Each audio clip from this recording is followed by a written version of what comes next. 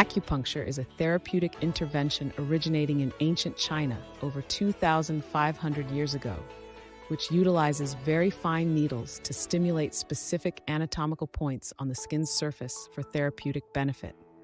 While extensively practiced throughout Asia with strong government support as a cornerstone of public health policy in China for over 60 years, acupuncture gained visibility in the West through President Nixon's pioneering visit to China in 1972. After slow initial uptake amid scientifically oriented skepticism from Western medicine, mounting research evidence confirming clinical utility for pain conditions has facilitated greater acceptance internationally.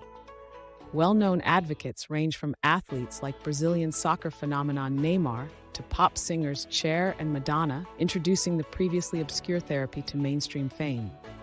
Earliest accounts suggest acupuncture emerged during China's Warring States period as an organized subset of bloodletting techniques under broader practices of Beyond stone therapy and moxibustion heat therapy, which sought to promote smooth flow of inner vital energies, or qi, and optimal balance between polar forces, yin and yang. The earliest known text documenting developed acupuncture theory is the Huangdi Neijing, or Yellow Emperor's Inner Canon, compiled over several Han Dynasty centuries and complete by the 2nd century CE.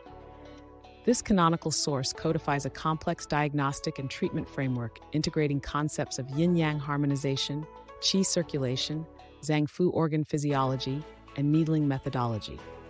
Over subsequent centuries, competing schools of thought emerged around needling depth, point selection rationales, needle manipulation techniques, and metaphysical models explaining mechanisms of action. By the Sui and Tang dynasties, acupuncture was fully institutionalized across China as a formal medical discipline transmitted through imperial institutes. Already embraced extensively across Asia, acupuncture is positioned for expanded integration into Western healthcare, as research continues confirming utility and cost-effectiveness for common conditions. Greater scientific insights into mechanisms are emerging as advanced imaging reveals acupuncture impacts localized inflammation, connectivity networks, and neurohormonal signaling, affirming links between needle sites and functional outcomes. Enhanced safety legislation, standardized training programs, and professional membership bodies are addressing risk and quality concerns that previously obstructed mainstreaming. With models for successful insurance coverage and hospital integration established in countries like Germany, acupuncture is achieving greater financing and infrastructure to enable utilization. Key growth areas include acute and chronic pain, postoperative care, headaches, arthritis, cancer supportive care, and addiction medicine. The opioid crisis and risks of long-term NSAID usage are generating particular interest in acupuncture and related non-pharmacologic analgesia options given apparent cost and side effect advantages. The global TCM market, now almost $400 billion with acupuncture the most used therapy, is forecast to grow over 11% annually through 2028, driven by wellness-focused consumerism and promotion by governments like China, positioning TCM industries in global health development schemes. Acupuncture interventions involve penetrating the skin with fine, sterile needles to engage anatomical points and structures toward restoring health within a holistic framework, addressing interconnected mental, emotional, and physiological processes. Potential benefits include broad efficacy for various conditions, long-term solutions by addressing root imbalance, holistic orientation, lack of adverse effects, cost-effectiveness, and patient empowerment through non-pharmacological self-care model.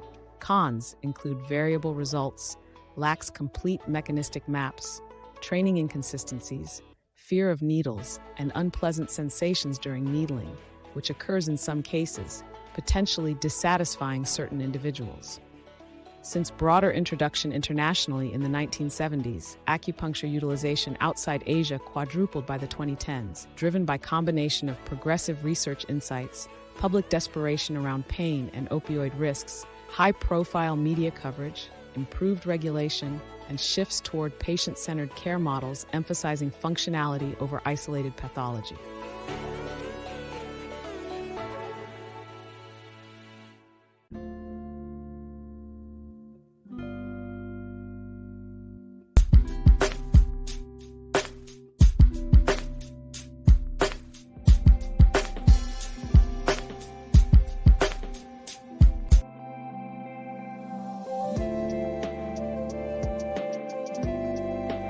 As research gradually distinguished clinically effective needling sites and stimulation parameters from metaphorical traditional concepts, evidence expanded therapeutic legitimacy. Rigorously developed clean needle standards and practitioner licensure likewise mitigated concerns over iatrogenic infection risks. The functional medicine paradigm shift aligned well with acupuncture's multimodal, trigger-based healing model beyond pharmaceutical palliation.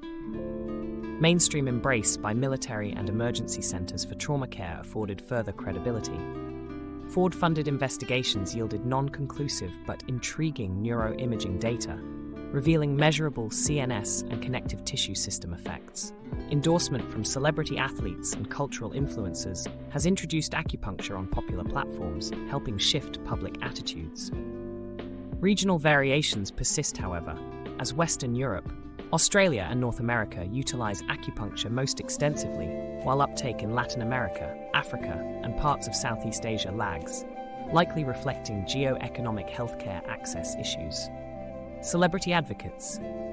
A diverse range of public figures have promoted acupuncture adoption, including Brazilian soccer phenomenon Neymar, who displays his patronage and belief in acupuncture's injury recovery powers through conspicuous mid-match needling. Pop diva Cher has credited acupuncture and Asian healing systems with supporting her career longevity through health maintenance. Pop singer Madonna. Actress Gwyneth Paltrow publicly attributes her healthy lifestyle regime to daily incorporation of acupuncture and traditional Chinese medicine to address underlying imbalances, supporting well-being, rather than just symptomatic relief via pharmaceuticals. Tennis champion Rafael Nadal has included acupuncture in his injury prevention and performance optimization training since his teenage years, advancing ear acupuncture especially to quickly relieve pain and inflammation. Supermodel Heidi Klum faced criticism for seeking acupuncture instead of an epidural during her pregnancy, but cited its gentler support. Lower back pain. Multiple large trials in Germany and the US validate acupuncture as significantly more effective for chronic lower back pain than usual care or sham controls, with improvements sustained over years, converting many primary care and pain clinic platforms toward integrating protocols. Chemotherapy side effects. Randomized trials demonstrate traditional point application plus electrode stimulation meaningfully reduces chemotherapy-induced nausea and vomiting when added to standard antiemetic drugs, offering patients non-pharmacological options without harmful interactions during intensive adjuvant interventions. Headaches.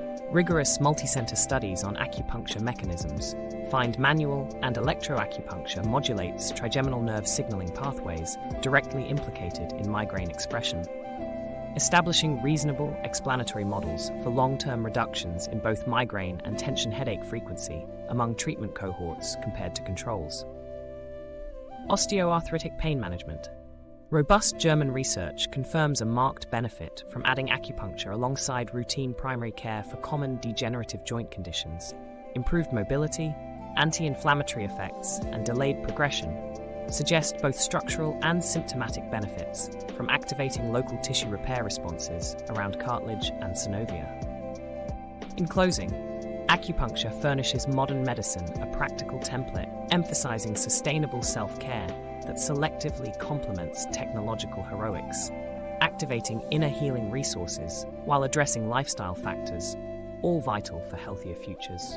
Though a fuller understanding of mechanisms continues unfolding, clinical results speak volumes to patients, while convergence around common values of holistic prevention helps bridge cultures.